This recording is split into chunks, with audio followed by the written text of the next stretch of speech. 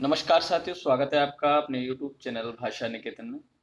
साथियों, हम बात करेंगे वस्तुनिष्ठ हिंदी डॉक्टर पूर्णचंद टंडन और डॉक्टर मनीष शर्मा की जो पुस्तक है, उसमें हमने आपका जो पहला जो अध्याय है आदिकालीन साहित्य, रचनाएं, रचना कार्य एवं अन्य पक्ष, तो उस पर हमने चर्चा की और पहला भाग आपको हमने दिया। और उसके बाद हम आज दूसरे भाग पर चर्चा करेंगे और उसमें लगभग लगभग 50 से ऊपर ही कुछ प्रश्न हैं, उन सब पर बारीकी से चर्चा करेंगे। चलिएगा, वीडियो शुरू करेंगे। और वीडियो शुरू करने से पहले चाहेंगे आप हमारे चैनल पर नए हैं तो सब्सक्राइब जरूर कर लें, और अगर वीडियो पसंद आए तो अंत में लाइक जरूर करें। चलिएगा, आज का हमारा पहला प्रश्न है, पृथ्वीराज रासो के नागरी प्रचारणी सभा काशी संस्करण, जो कि चारों संस्करणों में सबसे बड़ा है, के अनुसार कितने समय खंड हैं? आपको बताना है कितने समय खंडों में आपका पृथ्वीराज रासो का जो नागरिक प्रचारणी सभा का काशी संस्करण है, कितने समय या कितने खंडों में ये विभक्त है, तो बताना है आपको। तो इसका जवाब होगा आपका 80, 69, 50 और 100 में से आपका 69। कितना हो जाएगा? 69 समय या खंडों में विभक्त है। अगला प्रश्न है, पृथ्वीराज रासो को प्रामाणिक मानने वाले विद्वान निम्न में से कौन हैं? पृथ्वीराज रासो को प्रामाणिक मानने वाले विद्वानों में से कौन हैं, आपको बताना है साथियों। तो इसमें आपका ऑप्शन हो जाएगा आचार्य रामचंद्र शुक्ल, डॉक्टर बूलर, डॉक्टर श्याम सुंदर दास और मुंशी देवीदास में से आपका हो जाएगा डॉक्टर श्याम सुंदर दास। अगला प्रश्न है, पृथ्वीराज रासो को सर्वथा अप्रामाणिक मानने वाले विद्वान हैं। पृथ्वीराज रासो को अप्रामाणिक किसने माना है साथियों? तो आपको बता देना है, इनमें है मिश्रबंधु, कर्नल टाड, हीराचंद ओझा या रामचंद्र शुक्ल। तो साथियों, रामचंद्र शुक्ल ने पृथ्वीराज रासो को सर्वथा अप्रामाणिक माना है। अगला प्रश्न है आपका, आचार्य रामचंद्र शुक्ल के अनुसार हिंदी के प्रथम महाकवि कौन है?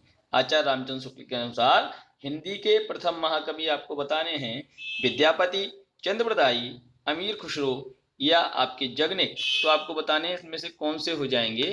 तो ये आपके हो जाएंगे चंद्रबरदाई। चंद्रबरदाई आचार्य रामचंद्र शुक्ल के अनुसार हिंदी के प्रथम महाकवि हैं।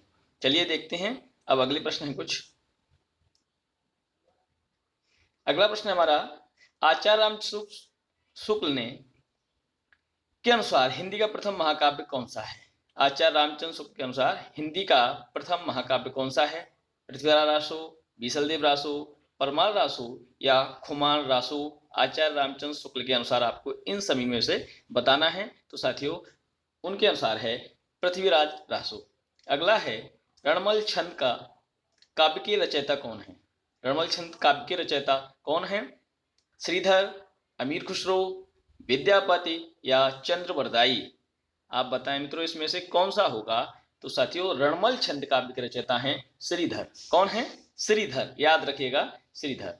अगला प्रश्न है, जयचंद प्रकाश की रचना निम्नलिखित में से किस कवि ने की? जयचंद प्रकाश किसकी रचना है, बताना है आपको। जयचंद प्रकाश, तो साथियों जयचंद प्रकाश मधुकर कवि, भट्ट केदार, विद्यापति या अमीर खुसरो में से भट्ट केदार की है जयचंद प्रकाश।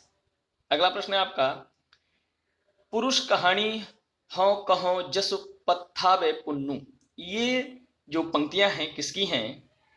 पुरुष कहानी हाँ कहो जस पत्थावे पुन्नु, ये किसकी हैं? अमीर खुसरो की, विद्यापति की, भट्ट केदार की या मधुकर कवि की?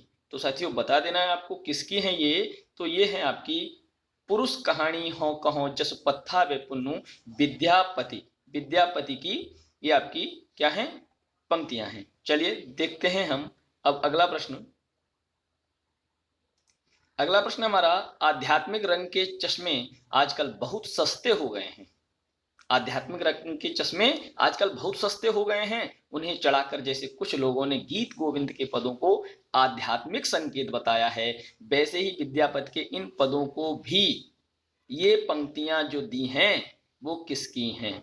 हजारी प्रसाद द्विवेदी, नामवर सिंह, रामचंद्र शुक्ल या डॉक्टर नगेंद्र? तो आपको बताना है इनमें से कौन सी किसकी पंक्तियां ये।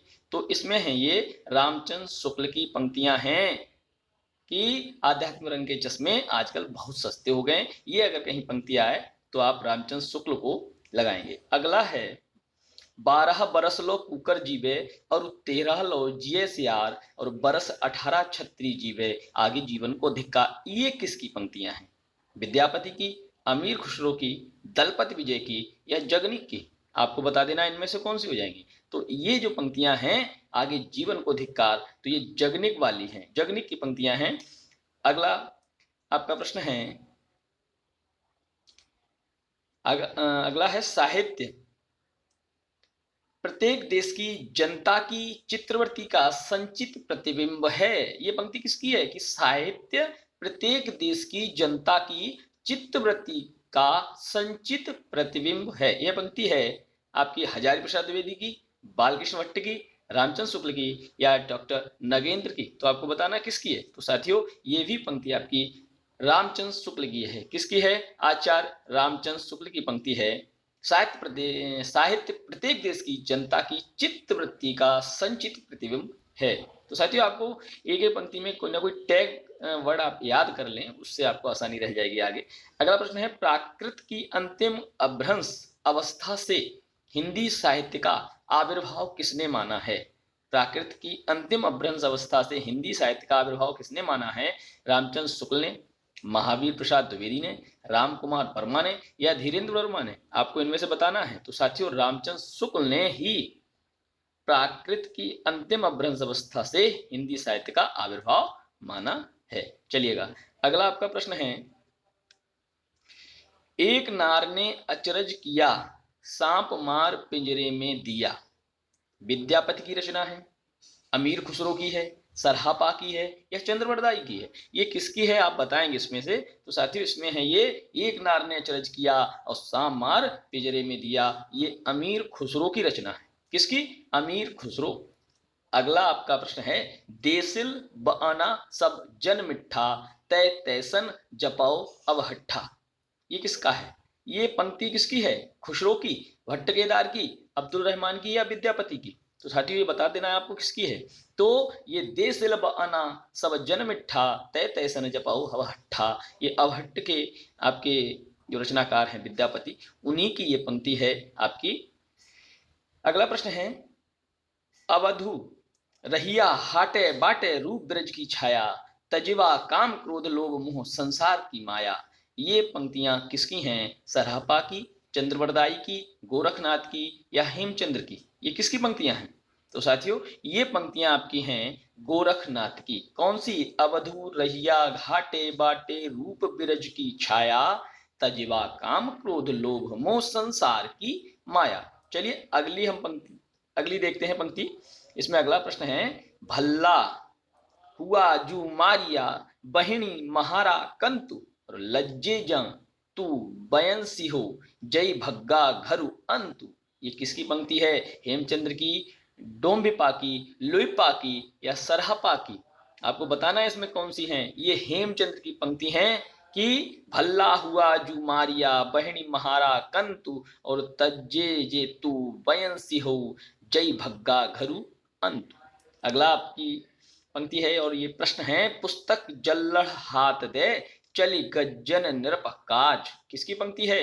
विद्याधर की, नरपति नाला की, अमीर खुसरो की या चंद्रवरदाई की? पुस्तक जल हड़ हाथ दे चली गज्जन निरपकाज किसकी पंक्ति है? ये साथियों पंक्ति है चंद्रवरदाई की। किसकी? चंद्रवरदाई। और अगला प्रश्न है, गोरखनाथ के गुरु का नाम क्या था? गोरखनाथ के गुरु का नाम क्या था? तो साथियों नागार्जुन, मत्स्येंद्रनाथ, सत्यनाथ या भीमनाथ? तो मत्स्येंद्रनाथ था गोरखनाथ के गुरु का नाम, मत्स्येंद्रनाथ। चलिए देखते हैं अगला प्रश्न है आपका, 84 सिद्धों में बहुत से कछुए, चमार, धोबी, डोम, कहार, लकड़हारे, दर्जी तथा बहुत से शूद्र कहे जाने वाले लोग थे, अतः जाति पांत के खंडन तो वे आप ही थे। ये पंक्तियां किसकी हैं? हजारी प्रसाद द्विवेदी की, धीरेन्द्र वर्मा की, रामचंद्र शुक्ल या परशुराम चतुर्वेदी की? किसकी ये पंक्तियां हैं? 84 सिद्धों में बहुत से कछुए चमार इत्यादि ये जो शब्द हैं इन पंक्तियों में वो किसके हैं? 84 सिद्धों में बहुत से कछुए, ये पंक्ति आप बस याद कर लें। उसके बाद आपको बस बता देना है रचनाकार इन पंक्तियों के कौन हैं, तो याद कर लेना है रामचंद्र शुक्ल जी की ये पंक्तियां हैं। अगला है जहि मन पवन न संचरई रवि शशि नाहि पवेश तहि बट चित्त विषाम करु सरहे कहिय उवेश। पंक्तियां किसकी हैं? लोईपा की, गोरखनाथ की, विद्यापति की, सरहपा की। ये पंक्तियां किसकी हैं? तो साथियों ये जो पंक्तियां हैं ये आपकी सरहपा की। किसकी? सरहपा की।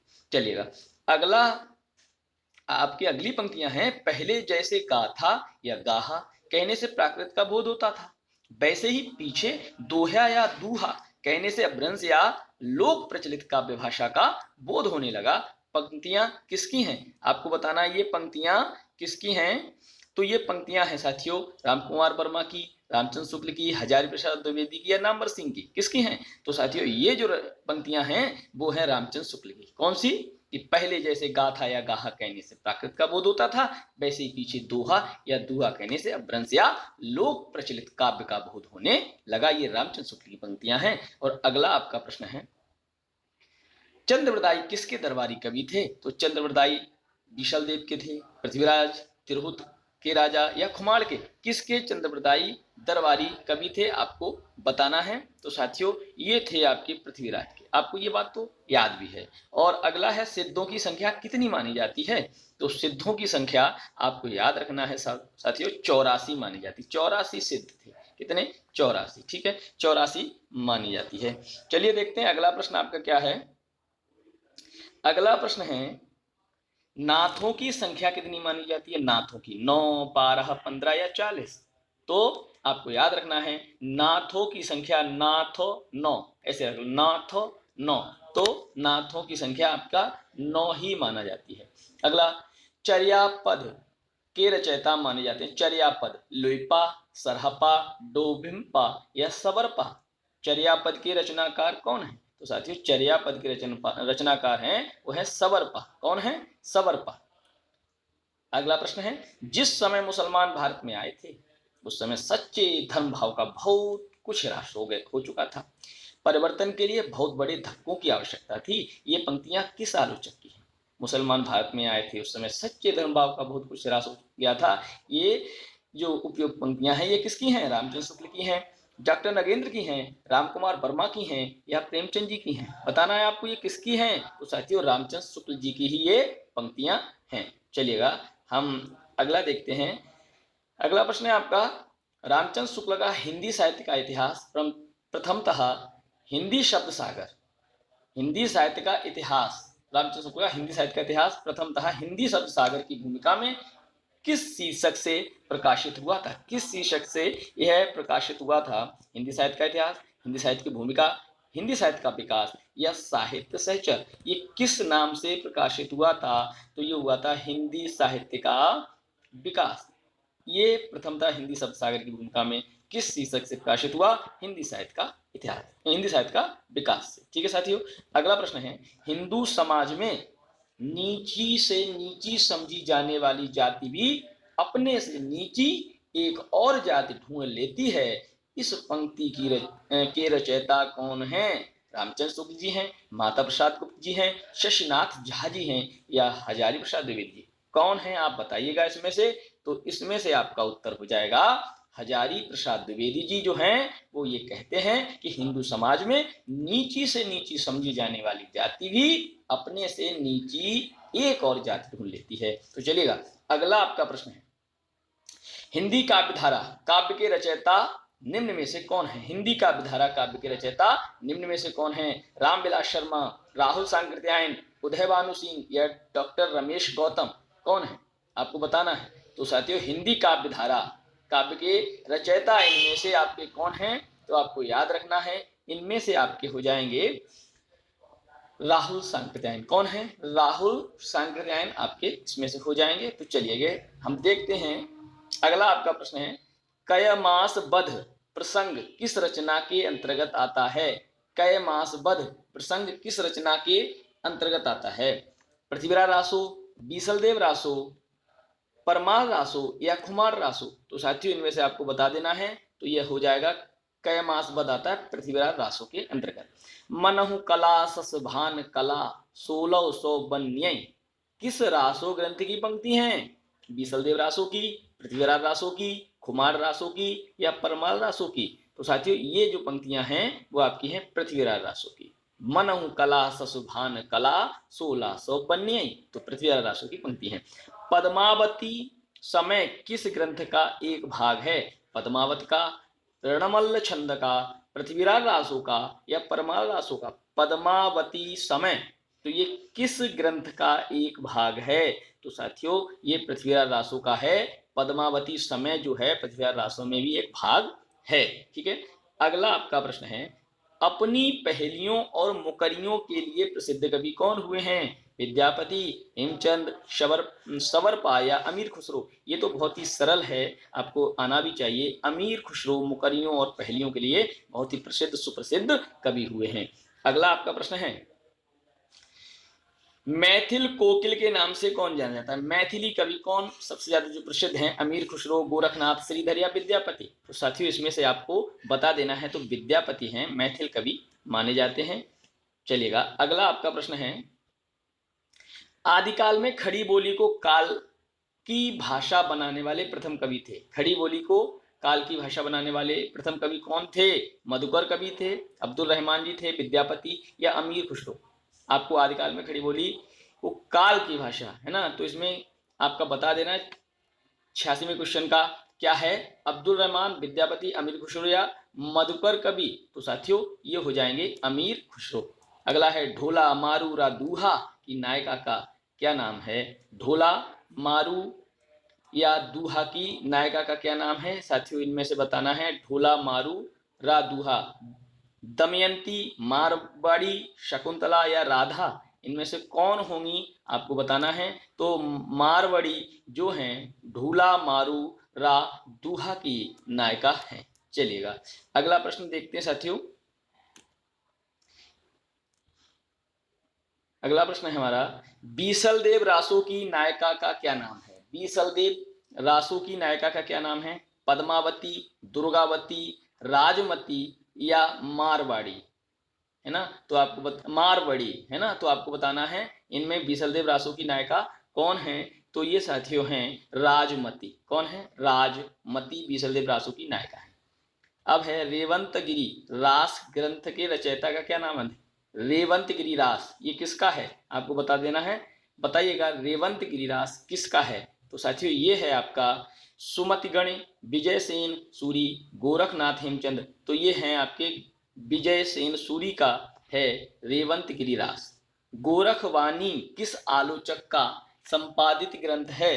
गोरखवाणी किस आलोचक का संपादित ग्रंथ है? डॉक्टर वड़कथवाल, परशुराम चतुर्वेदी, हजारी प्रसाद द्विवेदी या राहुल सांकृत्यायन? गोरखवाणी किसका है? गोरखवाणी, तो साथियों गोरखवाणी जो है वो है डॉक्टर वड़कथवाल का। ठीक है, अगला है, अभियंतर की त्यागे माया दुवध्या मेट सहज में रहे।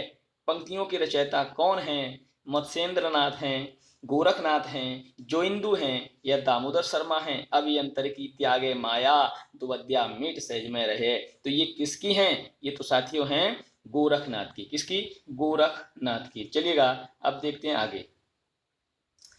आगे आपका प्रश्न है, अपभ्रंश को प्राकृत भास कहा। अपभ्रंश को प्राकृताभास किसने कहा? हजारी प्रसाद द्विवेदी ने, नामवर सिंह ने, धीरेन्द्र वर्मा ने या रामचंद्र शुक्ल ने? अपभ्रंश को प्राकृताभास किसने कहा? हजारी प्रसाद द्विवेदी, नामवर सिंह, धीरेन्द्र वर्मा या रामचंद्र शुक्ल? बताइएगा। तो साथियों इसमें से हो जाएगा रामचंद्र शुक्ल ने अपभ्रंश को प्राकृताभास कहा। दोहा या दूहा, जिस प्रकार अपभ्रंश भाषा के संबंध है उसी प्रकार गाहा या गाथा संबंध किस भाषा से है? तो बताइएगा। पाली, हिंदी, प्राकृत या संस्कृत? तो आपको याद रखना है प्राकृत से है। ये किससे है? प्राकृत से। तो अगला प्रश्न है, गाथा सप्तशती की रचना किस भाषा में हुई है? गाथा सप्तशती की रचना जो हुई है किस भाषा की रचना है? आपको बताना है साथियों किस भाषा की रचना है गाथा सप्तशती। तो ये आपकी जो रचना है वो है संस्कृत की। किसकी? संस्कृत। किस विदेशी विद्वान ने हिंदी व्याकरण सबसे पहले लिखा? आपको बताना है इनमें से किस विदेशी विद्वान ने हिंदी व्याकरण सबसे पहले लिखा। तो Benjamin Schultze, Joshua Ketelaar, George Grierson या गार्सा द तासी। तो आपको बता देना है किसने लिखा। तो साथियों ये लिखा विदेशी विद्वान ने हिंदी व्याकरण जोशुआ केटलर। किसने लिखा है? जोशुआ केटलर ने हिंदी व्याकरण सबसे पहले लिखा। बात हिंदी व्याकरण की है, साहित्य की यहाँ नहीं है। चलिएगा अगला प्रश्न है आपका, विजयपाल रासो के रचयिता कौन है? विजयपाल रासो के रचयिता कौन है? चंद्रप्रदायी, नरपति नाहला, जगनिक या नल सिंह। तो विजयपाल रासो के जो रचयिता हैं वो बताना है, ये है नल सिंह। कौन है? नल सिंह। सहजयान के प्रवर्तक कौन माने जाते हैं? सहजयान के प्रवर्तक गोरखनाथ, नागार्जुन, सरहपा या धनपाल। सहजयान, तो सहजयान किसका है? तो सहजयान साथियों सरहपा का है। अगला, 84 सिद्धों में प्रथम सिद्ध कौन थे? 84 सिद्धों में प्रथम सिद्ध कौन थे? लुइपा, ढोंबिपा, सरहपा या धनपाल। तो 84 सिद्धों में सरहपा प्रथम सिद्ध माने जाते हैं। सर्वाधिक चरित्र काव्य किस साहित्य के अंतर्गत रचे गए? सर्वाधिक चरित्र काव्य किस साहित्य के अंतर्गत रचे गए? जैन साहित्य के, सिद्ध साहित्य के, नाथ साहित्य के या रासो साहित्य के? सर्वाधिक चरित्र काव्य किस साहित्य के अंतर्गत रचे गए हैं? तो साथियों बताइएगा, ये हो जाएगा जैन साहित्य के अंतर्गत चरित्र काव्य रचे गए हैं। अगला आपका प्रश्न है, करकंड चरित्र, करकंड चरित्र के रचयिता या रचनाकार कौन है? पुष्पदंत, स्वयंभू, कनकामर मुनि या धनपाल।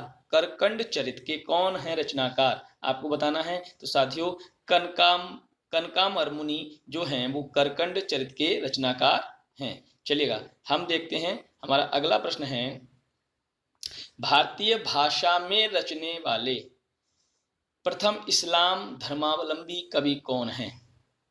जायसी, अब्दुल रहमान, मुल्ला दाऊद या उस्मान। कौन है आपको बताना है। तो साथियों ये हैं हमारे अब्दुल रहमान। चलिएगा प्रश्न देखेंगे आपका अगला, पृथ्वीराज रासो के सुकुशुकी संवाद के रूप में रचित मानने वाले आलोचक हैं?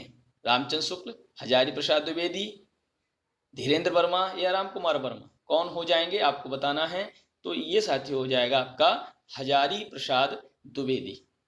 अगला प्रश्न, किस हिंदी काव्य में सर्वप्रथम 12 मासा वर्णन, तो 12 मासा वर्णन प्रयोग किया गया है किस हिंदी काव्य में सबसे पहले? तो साथियों ये है बीसल देव रासो। अगला, कीर्तिलता, कीर्ति पताका किसकी रचना है या इसके रचनाकार कौन है? तो ये साथियों भटकेदार या विद्यापति मधुकर कवि या हेमचंद। तो विद्यापति की कीर्तिलता, कीर्ति पताका ये दोनों रचनाएं हैं। अपनी किस रचना को विद्यापति ने कहाड़ी कहा है? विद्यापति ने किस अपनी रचना को कहाड़ी कहा है? तो साथियों कीर्तिलता को कहाड़ी कहा है। कीर्तिलता को क्या कहा है? कहाड़ी कहा है। चलिएगा, मैं हिंदुस्तान की तूती हूं, अगर तुम वास्तव में मुझसे कुछ पूछना चाहते हो तो हिंदवी पूछो। इस पंक्ति के रचनाकार कौन है? मैं हिंदुस्तान की तूती हूं, अगर तुम वास्तव में मुझसे कुछ पूछना चाहते हो तो हिंदवी पूछो। किसकी पंक्ति है ये? चरणदास की, भारतेंद्र की, बनारसी दास जैन की या अमीर खुसरो की? किसकी पंक्ति है? तो साथियों ये जो पंक्ति हैं अमीर खुसरो की हैं। किसकी? अमीर खुसरो की। तो चलिएगा देखते हैं अगला प्रश्न, और अगला प्रश्न है हमारा, रामचंद्र शुक्ल विरचित हिंदी साहित्य का इतिहास कब प्रकाशित हुआ? रामचंद्र शुक्ल द्वारा रचित हिंदी साहित्य का इतिहास कब प्रकाशित हुआ है? सन बताना है।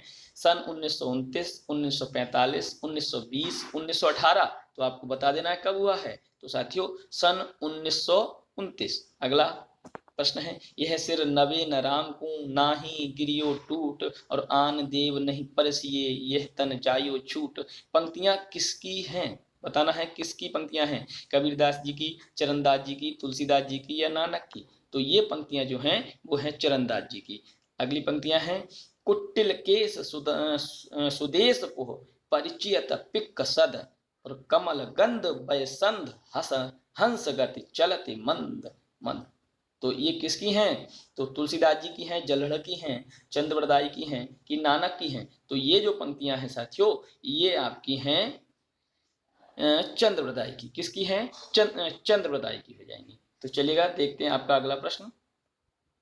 तो साथियों अगला प्रश्न है आपका, आदिकाल को अत्यधिक विरोधी और व्याघातों का युग कहा। किसने आदिकाल को अत्यधिक विरोधी और व्याघातों का युग कहा है? तो आपको बताना है। तो साथियों ये जो कहा है वो है हजारी प्रसाद द्विवेदी जी ने कहा है। ठीक है, आपका अगला प्रश्न है, आदिकाल के अपभ्रंश काल किसने कहा? आदिकाल को अपभ्रंश काल किसने कहा? धीरेन्द्र वर्मा जी ने, डॉक्टर नगेंद्र जी ने, डॉक्टर बच्चन जी ने या रामविलास शर्मा जी ने? तो ये धीरेन्द्र वर्मा जी ने आदिकाल को अपभ्रंश काल कहा।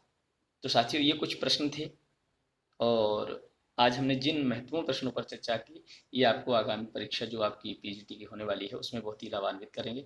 तो साथियों अगर आप हमारे चैनल पर नए हैं तो सब्सक्राइब करें, और अगर वीडियो पसंद आई तो लाइक करें और दोस्तों तक शेयर जरूर करें। तो फिर मिलेंगे अगले वीडियो के साथ, तब तक लिए नमस्कार, धन्यवाद।